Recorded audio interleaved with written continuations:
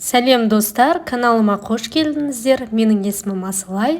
Бүгін сіздермен үй жағдайында өте дәмді компот дайындайтын боламыз.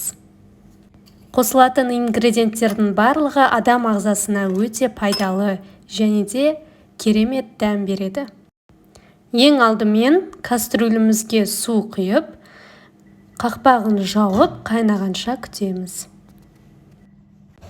Су қайнағаннан кейін кептірілген алма мен өрікті жақсылап жуып, суға саламыз.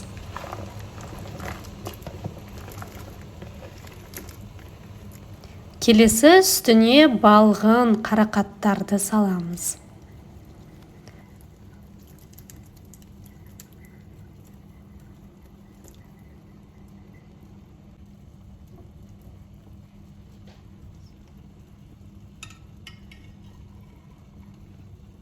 Компотымыз дәмді болып шығу үшін үстіне шиенің вареньесін саламыз.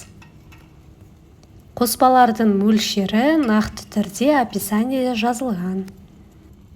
Мен осындай кішкентай кастрюльге қою етіп қайнаттым. Кейін өзімнің қалауымша үстіне қайнаған су құйып, көбейтіп, іше берсең болады. Сіздер де осылай жасасаңыздар болады. Жақсылап араластырып, үстіне қант қосамыз.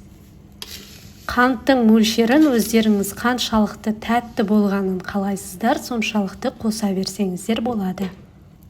Жақсылап араластырып 10 минутқа қайнатамыз. Осындай керемет түс шығады. Осы ингредиенттермен жасап көріңіздер, өте дәмді шығады.